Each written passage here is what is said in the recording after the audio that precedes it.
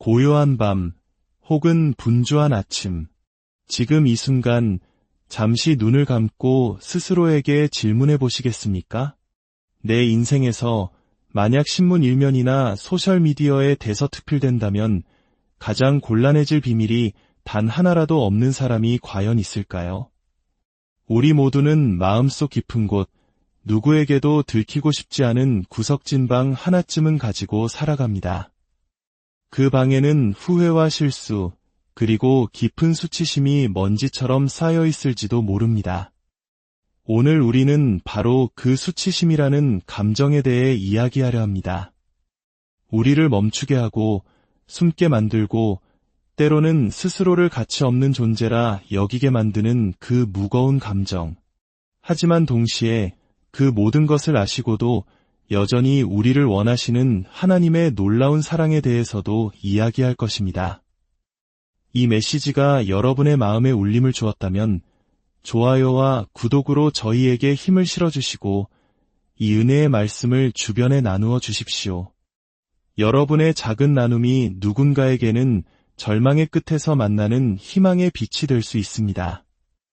여러분의 삶에 하나님의 평강이 가득하기를 기도하며 이제 시작하겠습니다. 오늘 우리가 함께 묵상할 말씀은 요한복음 18장 25절에서 27절입니다.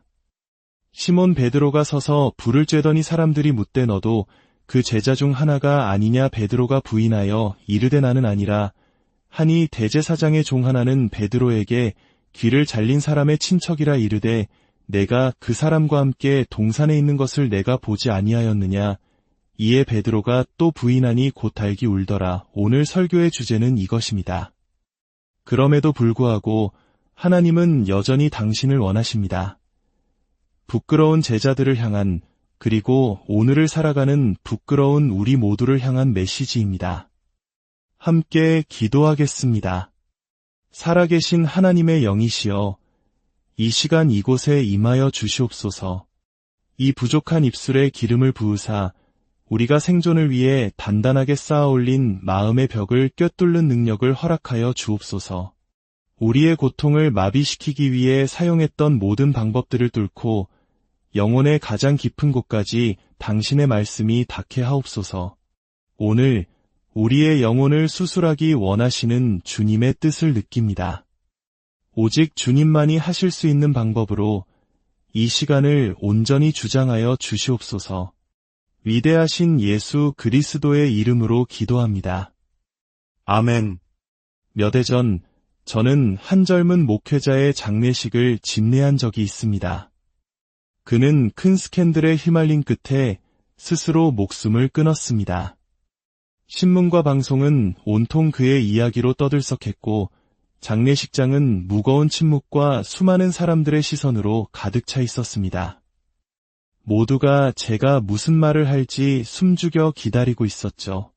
그때 제가 단상에 서서 뱉었던 첫 문장으로 오늘 이야기의 문을 열고 싶습니다. 지금 제 목소리를 듣고 있는 여러분 중 자신의 삶의 어떤 부분이 신문 일면에 실리는 것을 아무렇지 않게 받아들일 수 있는 사람은 단 한 명도 없을 것입니다. 다시 한번 말씀드리겠습니다. 지금 이 순간 제 이야기를 듣고 있는 여러분 중 자신의 삶 어딘가에 숨겨진 어떤 것이 세상에 알려졌을 때 불편하지 않을 사람은 아무도 없습니다. 그런데 이상하게도 우리는 다른 사람의 허물을 발견했을 때 마치 기다렸다는 듯이 달려들어 비난하고 조롱하고 손가락질합니다. 정작 그들을 비난하는 우리 자신도 똑같은 죄인임에도 불구하고 말입니다. 제가 하나님의 말씀을 사랑하는 이유는 성경이 바로 이 지점에서 놀랍도록 솔직하기 때문입니다. 하나님께서 사용하신 위대한 인물들이 결코 완벽한 초인이 아니라 그저 우리와 똑같은 사람이었음을 가감없이 보여줍니다. 오늘 본문은 위대한 사도 베드로의 인생에서 가장 수치스러운 순간 중 하나입니다. 위대함과 수치심. 어울리지 않는 두 단어 같지만 사실 우리의 삶 속에서 이 둘은 항상 공존합니다. 어떤 면에서는 위대할 수 있지만 다른 면에서는 여전히 부끄러운 모습을 가질 수 있다는 것입니다. 이 사람은 베드로입니다. 예수님께서 반석이라 부르셨던 바로 그 사람입니다. 하지만 그는 지금 스스로에게 실망하고 다른 제자들에게 실망을 안기고 무엇보다 예수님께 깊은 실망을 안겨드렸습니다.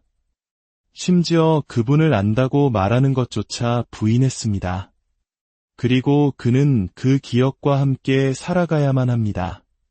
성경이 이처럼 인간적인 순간들을 기록하는 이유는 우리가 인간을 신격화하는 오류에 빠지지 않도록 하기 위함입니다. 우리가 믿음의 선배들을 완벽한 존재로 착각하는 순간 우리는 스스로를 나는 저들처럼 될 수 없어 라고 말하며 하나님의 일에서 제외시켜 버리기 때문입니다. 사도들은 교회의 기초가 될 사람들이었습니다. 성령으로 충만해진 후 그들을 통해 온 세상의 복음이 전파될 것이었습니다. 그들은 마귀를 쫓아내고 그들의 그림자만 닿아도 병든 자가 치유되는 기적을 행할 것이었습니다. 마치 신처럼 보이는 놀라운 일들을 행할 사람들이었지만 성경은 분명히 말합니다. 그들은 여전히 사람이었다고. 그들은 권능으로 행하고 도시를 뒤흔들고 감옥 문을 열고 교회를 세우는 놀라운 일들을 해낼 것입니다. 하지만 성경은 그들의 넘치는 기름 부음 속에서도 그들의 연약한 인간적인 순간들을 세심하게 기록하여 균형을 맞춥니다. 이는 우리로 하여금 보배와 그 보배를 담은 질그릇을 구분하게 하기 위함입니다. 성경은 말합니다. 우리가 이 보배를 질그릇에 가졌으니 이는 심히 큰 능력은 하나님께 있고 우리에게 있지 아니함을 알게 하려 함이라. 질그릇이 흠있고 연약하다고 해서 그 안에 담긴 보배의 가치가 떨어지는 것이 아닙니다. 사도들의 사역은 눈부셨지만 성경이 슬쩍 보여주는 그들의 삶의 단면들은 인간이라는 존재가 얼마나 복잡한지를 드러냅니다. 그들은 그리스도께서 친히 선택하신 사람들이었지만 여전히 사람이었습니다. 만약 다른 누군가가 제자들을 뽑았다면 예수님, 사람 잘못 보셨네요 라고 말했을지도 모릅니다. 하지만 예수님께서 직접 그를 선택하셨고 부르셨습니다. 그러나 시험의 불길이 충분히 뜨거워지자 베드로는 한때 맞서 싸웠던 원수들의 모닥불 옆에서 몸을 녹이고 있습니다. 그는 가장 결정적인 순간에 유니폼을 갈아입은 셈입니다. 예수님께서 배나 물고기가 아니라 제자들의 충성심을 가장 필요로 하셨던 바로 그 순간의 말입니다. 그의 복잡한 인간성이 터져나온 것입니다. 그는 두려웠습니다. 인간은 한순간에는 사랑과 지혜를 말하고 다음 순간에는 위험에 맞서다가도 또 다른 순간에는 두려움에 휩싸일 수 있는 존재입니다. 우리는 이 한순간의 모습만으로 베드로를 판단할 수 없습니다. 그는 훗날 순교하며 예수님을 위해 자신의 생명을 바치게 될 것입니다. 하지만 바로 이 순간 그는 어린아이처럼 도망치고 비겁한 거짓말을 하며 깊은 수치심에 사로잡혀 있습니다. 성경은 우리가 성경 속 인물들을 볼 때 그들의 장점과 단점을 모두 보게 합니다. 거인 골리앗을 쓰러뜨린 용맹한 다윗. 하지만 그는 밧세바와 동침하고 그의 남편 우리아를 죽인 정욕에 사로잡힌 다윗이기도 했습니다. 그럼에도 불구하고 그는 이스라엘의 가장 위대한 왕이 되었습니다. 소와 가축들까지도 회개하게 만들었던 강력한 설교자 요나를 보십시오. 그의 설교 한 번에 왕부터 온 백성이 하나님께로 돌아섰습니다. 하지만 그는 지독한 편견에 사로잡힌 사람이었고 하나님의 명령을 피해 도망치다 물고기 뱃속에 갇히기도 했습니다. 심지어 하나님께서 니느웨를 구원하셨을 때 그는 구원받은 백성을 보며 하나님께 분노했습니다. 사람은 이렇게 복잡한 존재입니다. 한순간에는 호산나를 외치다가 다음 순간에는 십자가에 못 박으라 고 소리칩니다. 때로는 친구와 적을 구분하기 어렵습니다. 친구가 적처럼 행동하고 적이 친구처럼 행동하기 때문입니다. 지금 이 순간 베드로가 누구인지조차 헷갈릴 지경입니다. 이 순간을 지배하는 감정은 바로 수치심입니다. 여러분, 수치심이라는 감정을 느껴보지 않고서는 인생을 살았다고 말할 수 없습니다. 그것은 알약 하나로 해결되는 통증이 아닙니다. 의사에게 가서 처방받을 수 있는 아픔도 아닙니다. 수치심은 지극히 개인적인 감옥입니다. 화장으로 덮을 수도, 머리카락으로 가릴 수도, 멋진 옷으로 감출 수도 있습니다. 겉으로는 멀쩡해 보일 수 있지만 그 모든 것 뒤에서 당신이 더 나아가지 못하게, 더 높이 오르지 못하게 발목을 잡는 것이 바로 수치심입니다. 우리는 누군가의 비밀이 드러났을 때 그 사람을 영원히 땅에 묻어버리려는 사회에 살고 있습니다. 사람들은 자신들이 될 수 없는 완벽한 영웅을 원합니다. 그들은 당신이 예수가 되기를 바랍니다. 그래서 누군가 조금이라도 흠이 보이면 그를 끌어내리기 위해 혈안이 됩니다. 거짓말로 공격당하는 것은 차라리 낫습니다. 거짓말에는 진실로 맞설 수 있기 때문입니다. 하지만 그들이 당신에 대해 말하는 것이 사실일 때는 어떻게 해야 할까요? 베드로는 지금 그 상황에 처해 있습니다. 그는 한때 자신이 맞서 싸웠던 자들의 모닥불 옆에서 몸을 녹이고 있습니다. 이 얼마나 모순적인 모습입니까? 우리는 종종 사람들에게서 이런 모순이나 복잡성을 발견하면 그들을 가차없이 버립니다. 한때 잘 나갔지만 한 번의 실수로 추락하여 이제는 이름조차 기억나지 않는 수많은 사람들을 떠올려 보십시오. 우리는 그들의 지위뿐만 아니라 인간으로서의 존재 자체를 지워버립니다. 젊은이들은 말합니다. 솔직한 게 최고야. 100% 진실하게 살아. 하지만 세상에서 100% 솔직하게 사는 것은 당신을 무너뜨릴 수 있습니다. 당신의 직장을, 당신의 인생을 파괴할 수 있습니다. 100% 진실해야 할 대상은 오직 예수님뿐입니다. 다른 사람에게 55%만 보여줄 수 있어도 당신은 정말 잘하고 있는 겁니다. 나머지 45%는 오직 예수님께만 털어놓아야 합니다. 이 무거운 짐을 나 홀로 어찌 감당할 수 있겠습니까? 오직 예수님만이 나를 도우실 수 있습니다. 오직 예수님만이 당신의 장점과 단점을 저울질하시면서도 당신의 인생의 한 단면, 한순간, 한 시기만으로 당신을 판단하지 않으시는 유일한 분이기 때문입니다. 그리고 그 판단은 군중의 판단뿐만이 아닙니다. 가장 무서운 것은 바로 자기 자신의 판단입니다. 수치심은 곧 나는 가치 없는 존재다라는 부정적인 자기 판단과 같습니다. 수치심은 당신이 꿈을 향해 나아가는 것을 막습니다. 당신의 인생을 최대한으로 사는 것을 막습니다. 그리고 스스로를 벌하게 만듭니다. 회개는 내가 한 행동이 잘못되었습니다. 죄송합니다라고 말하는 것입니다. 하지만 수치심은 회개를 넘어섭니다. 내가 그런 짓을 했기 때문에 나라는 존재 자체가 쓸모없어라고 말하게 합니다. 솔직히 말해 우리가 아무리 손뼉치고 찬양하며 뛰어도 이 자리에 있는 우리 중 누구도 때때로 이 수치심과 씨름하지 않는 사람은 없습니다. 이미 세상을 떠난 성경 속 인물들의 수치심을 용서하는 것은 쉽습니다.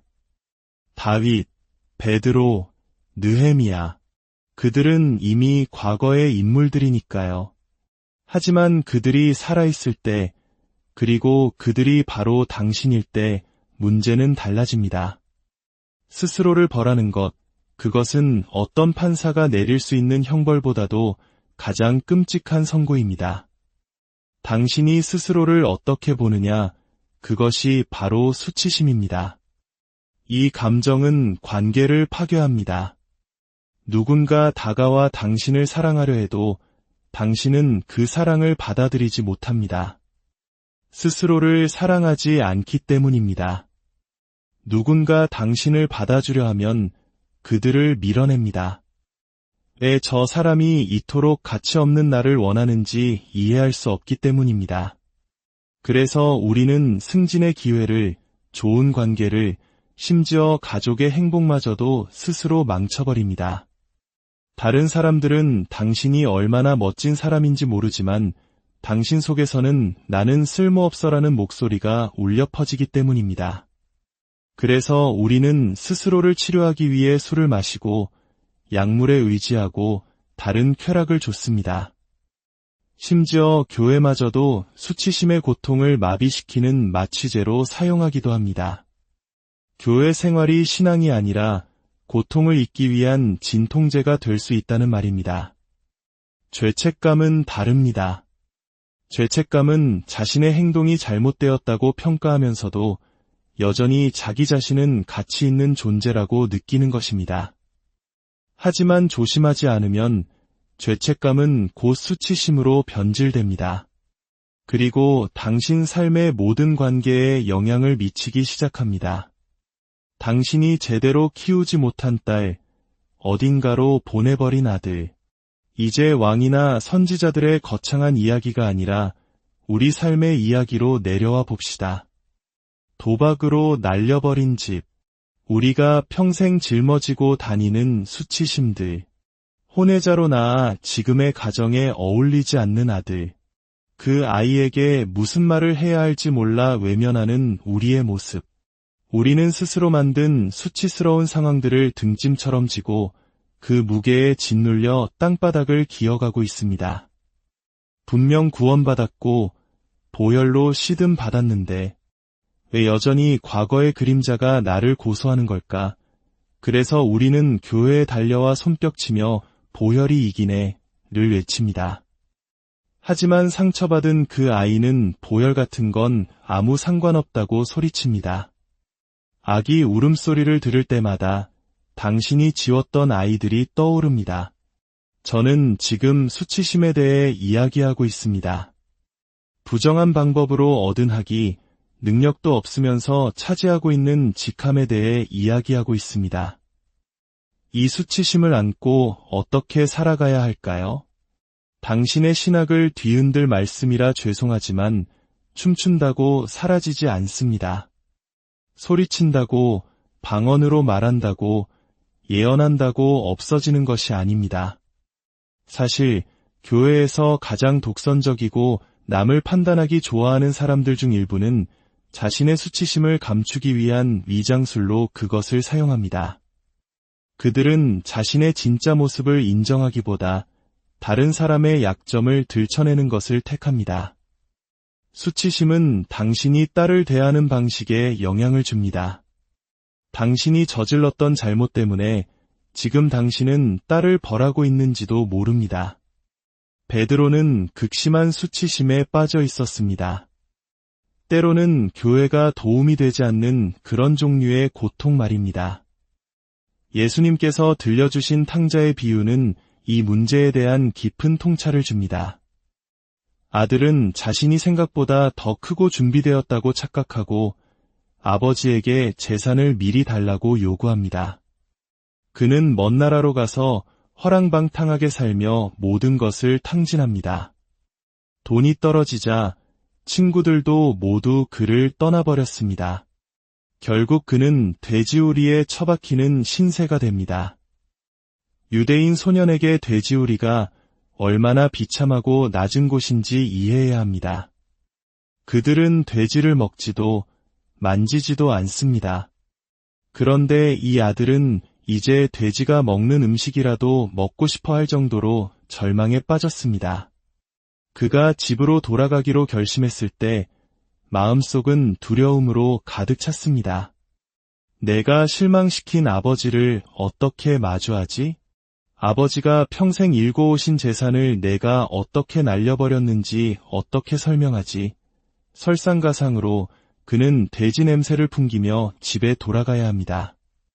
아버지가 만지지도 않으셨던, 먹지 말라고 가르치셨던 바로 그 냄새를 풍기면서 말입니다. 당신의 수치심이 사랑하는 사람들에게 영향을 미칠 때, 그들이 당신을 바라보는 시선이 달라졌을 때 당신은 어떻게 하십니까? 탕자의 비유가 가진 놀라운 힘은 바로 여기에 있습니다. 아들이 아버지에게 무슨 말을 할지 두려움에 떨며 연습하고 있을 때, 아버지, 저는 더 이상 아들이라 불릴 자격이 없습니다. 저를 품꾼의 하나로 보소서라고 되뇌고 있을 때 아직 거리가 먼데도 아버지가 그를 먼저 보고 달려 나옵니다.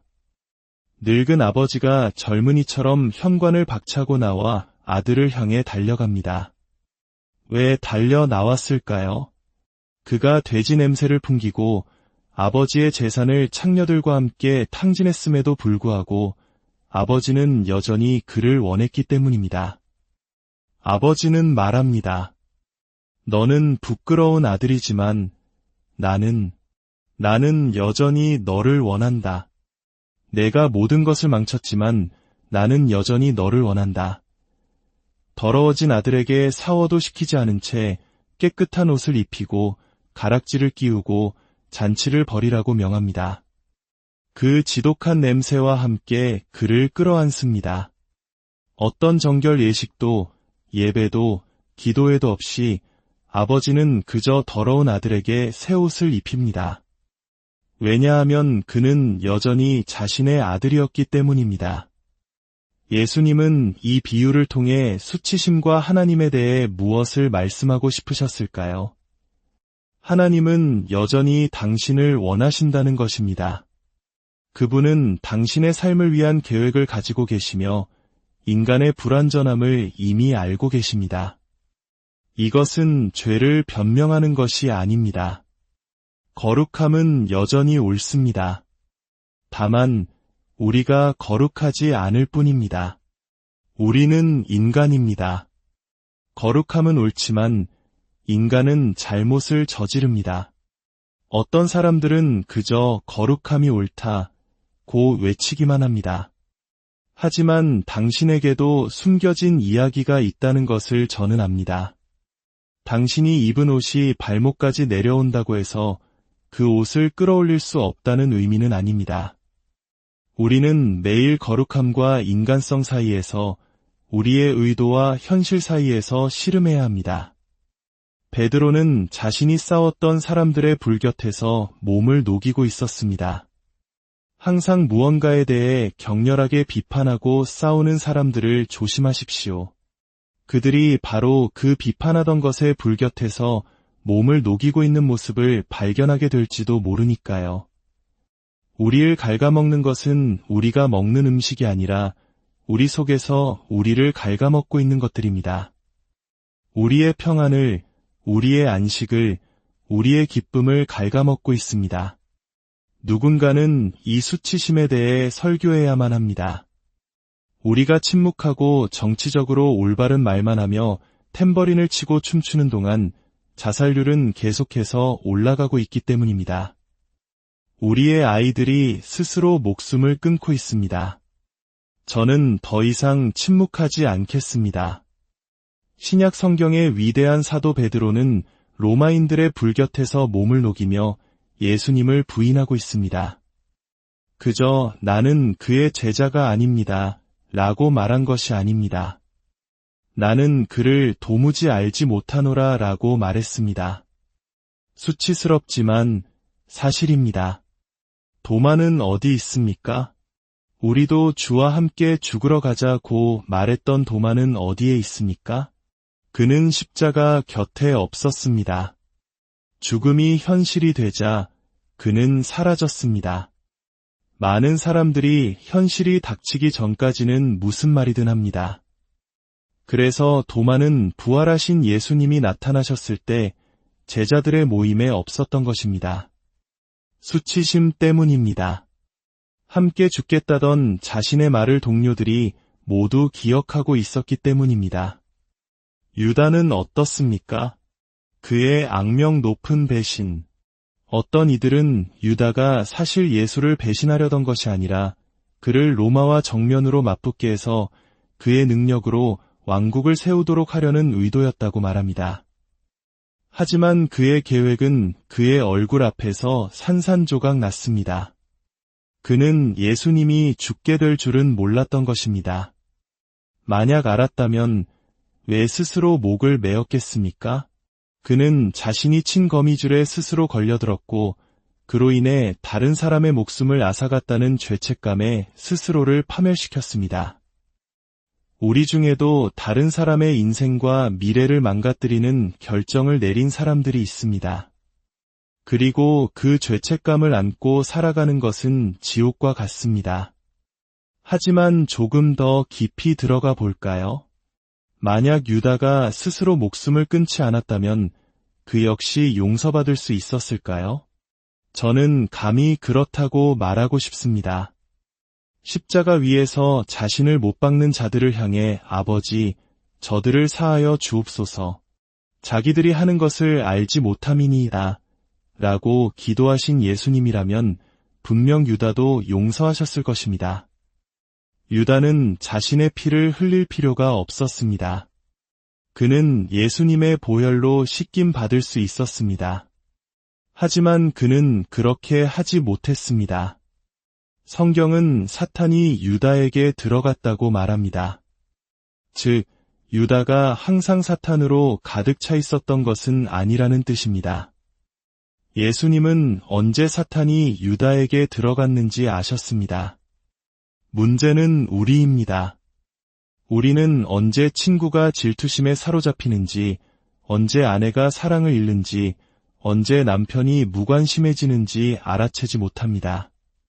저는 오늘 자신의 수치심을 없애지 못해 결국 자신의 삶을 없애버린 한 남자에 대해 이야기하고 있습니다.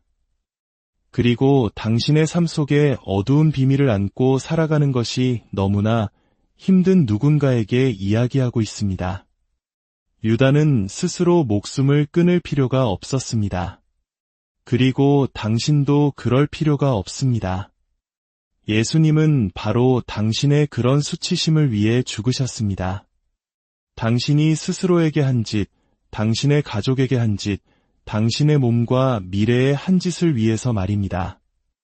당신은 토기장이의 밭으로 가서 스스로 목을 맬 필요가 없습니다. 예수님께로 나아올 수 있습니다. 왜냐하면 그분은 여전히 당신을 원하시기 때문입니다.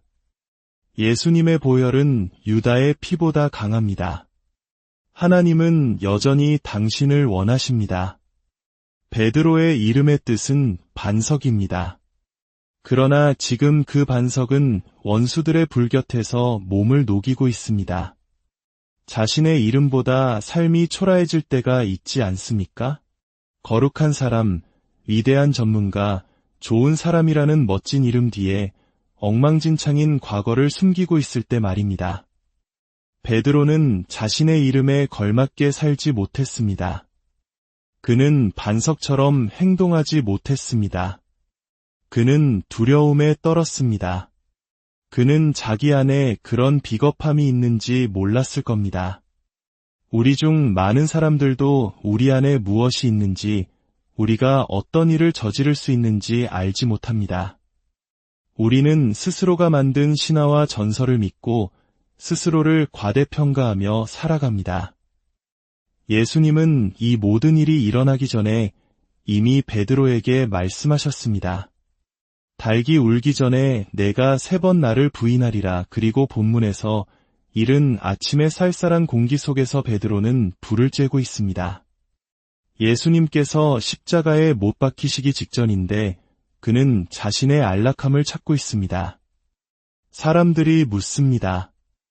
너도 저 사람과 함께 있지 않았느냐? 아니다. 너도 갈릴리 사람이 아니냐? 아니다. 한 여종이 말합니다. 내가 동산에서 당신을 봤어요. 당신이 지금 같이 불 쬐고 있는 저 사람의 귀를 자르던 그 용맹했던 모습을 기억해요. 하나님은 당신이 그분의 편에 서 있었을 때를 기억하십니다. 그리고 지금 당신이 원수들의 불곁에서 몸을 녹이고 있는 모습도 보고 계십니다. 베드로는 욕설을 퍼부으며 그 여인을 쫓아버렸습니다. 오순절에 교회의 첫 설교를 하게 될 바로 그 베드로가 말입니다. 그는 자신이 예수와 아무 상관없는 사람임을 증명하기 위해 저주를 퍼부었습니다. 그의 이름이 그의 삶보다 더 위대했기 때문입니다. 그 순간 베드로는 극심한 수치심에 빠졌습니다. 다른 제자들은 몰랐지만 그는 알았습니다. 예수님이 가장 필요로 하셨던 그 순간에 자신이 누구와 함께 있었는지 그는 똑똑히 알고 있었습니다. 부활하신 예수님을 만난 후 그가 나는 고기나 잡으러 가겠다고 말했던 것도 놀라운 일이 아닙니다. 수치심으로 가득 찰 때 우리는 그저 도망치고 싶어지기 때문입니다. 제가 오늘 누구에게 설교하고 있는 것입니까? 하나님께서 당신을 위해 예비하신 것, 당신의 삶 속에서 이루기 원하시는 것으로부터 무엇 때문에 도망치고 있습니까? 당신 자신의 불완전함에 대한 기억 때문에 딜레마에 빠져 있습니까? 하나님께서 오늘 저를 보내 당신에게 말씀하게 하셨습니다. 나는 여전히 너를 원한다. 예수님은 베드로를 마음에 품고 죽음에서 부활하셨습니다. 부활하신 예수님은 여인들에게 말씀하셨습니다. 가서 그의 제자들과 베드로에게 이르기를. 가서 제자들에게 말하라고만 하실 수도 있었습니다. 하지만 예수님은 12 제자 중 유독 베드로의 이름을 부르셨습니다. 왜냐하면 베드로는 자신이 더 이상 제자가 아니라고 생각했기 때문입니다. 자신이 너무나 큰 실수를 저질러서 자리를 잃고 운명을 잃었다고 생각했기 때문입니다. 하나님께서 제게 말씀하셨습니다. 오늘 이 설교를 듣는 누군가가 자신이 너무나 큰 실수를 저질러 자신의 운명을 망쳤다고 생각하고 있다고. 그것은 거짓말입니다. 주님께서 저를 보내 당신의 이름을 부르게 하셨습니다. 제자들과 그리고 베드로에게 가라. 하나님은 지금 당신의 이름을 부르고 계십니다. 나는 너를 갈릴리에서 만날 것이다. 거기서 내게 나를 보이리라. 너의 수치심에도 불구하고 나는 여전히 너의 삶을 위한 계획을 가지고 있다. 상상해 보십시오. 오순절날 그 많던 제자들 중에 바로 그 베드로가 불곁에서 주를 부인했던 그 수치스러운 베드로가 첫 설교를 하도록 선택받았습니다. 그는 한때 자신이 불을 쬐던 바로 그 사람들을 향해 담대히 외칩니다. 그런즉 이스라엘 온 집은 확실히 알지니 너희가 십자가에 못 박은 이 예수를 하나님이 주와 그리스도가 되게 하셨느니라. 그는 실패의 자리에서 승리의 자리로 옮겨졌습니다. 수치의 자리에서 은혜의 자리로 돌아왔습니다. 당신도 당신의 수치심을 벗어버릴 수 있습니다. 그 시작은 당신이 이것을 깨닫는 순간입니다. 그분은 여전히 당신을 원하십니다. 당신의 목소리를, 당신의 섬김을 그분은 여전히 원하십니다. 당신은 여전히 그분의 딸이고 그분의 사랑하는 자녀입니다. 실수투성이지만 그분은 여전히 당신을 원하십니다. 그분은 여전히 당신의 삶을 위한 계획을 가지고 계십니다. 저는 당신의 수치심을 변명하거나 실수를 정당화하는 것이 아닙니다. 다만 그분의 은혜가 당신의 수치보다 훨씬 더 크다는 것을 말씀드리는 것입니다. 하나님은 당신의 가장 깊은 비밀보다, 당신의 가장 어두운 밤보다, 당신의 모든 실패와 중독과 고통보다 더 크신 분입니다. 저는 당신이 토기장이의 밭으로 가기 전에 스스로를 파괴하고 모든 기회를 날려버리기 전에 당신에게 다가가기 위해 왔습니다. 하나님은 당신을, 당신이라는 존재 자체를 정말로 사랑하십니다. 그는 당신을 원하지 않을지 몰라도 하나님은 여전히 당신을 원하십니다. 사람들이 당신에 대해 수군거려도 하나님은 여전히 당신을 원하십니다. 그들이 당신을 어떻게 쳐다보든 하나님은 말씀하십니다. 나는 여전히 너를 원한다. 그래서 베드로는 신약 성경에서 가장 강력한 사도 중 한 명이 되었습니다. 그의 그림자가 닿기만 해도 사람들이 치유되었습니다. 그의 수치스러웠던 과거 중 그 무엇도 그의 운명이 이루어지는 것을 막지 못했습니다. 제 눈을 똑바로 보십시오. 그 어떤 것도 당신을 향한 하나님의 은혜를 막을 수 없습니다. 아버지께서 제게 말씀하셨습니다. 가서 내 아들에게 전하라. 내가 지금 현관을 박차고 너를 잡으러 달려가고 있다고. 내가 목욕을 안 한 것도 돼지들과 뒹군 것도 알지만 나는 너를 원한다. 내가 원수들의 불 곁에서 몸을 녹인 것도 알지만 나는 여전히 너를 원한다. 너의 더러운 작은 비밀, 너의 악몽과 눈물을 다 알지만 그 모든 끔찍한 것들에도 불구하고 나는 여전히 너를 원한다. 이 자리에 이 말씀이 필요하지 않은 사람은 단 한 명도 없습니다. 이제 어떻게 하시겠습니까? 계속해서 아닌 척하며 스스로를 마비시키며 꿈을 포기하고 누구도 가까이 오지 못하게 벽을 치고 살아가시겠습니까? 당신의 수치심 때문에? 아니면 바로 지금 그분께로 나아오시겠습니까? 그분의 사랑의 손길로 치유하지 못할 상한 마음은 없습니다. 그분은 기다리고 계십니다. 여전히 당신을 원하십니다. 제가 당신과 함께 기도해도 될까요? 머리를 숙여주십시오. 주님, 제 마음은 주님을 향해 있지만 제 머릿속은 과거의 기억과 상처로 가득 차 있습니다.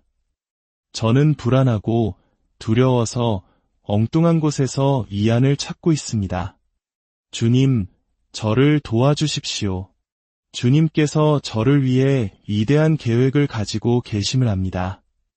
하지만 이 문제를 해결하지 않으면 저는 그곳에 도달할 수 없습니다. 그래서 지금 주님께 나아갑니다. 제 모든 것을 제단 위에 내려놓습니다.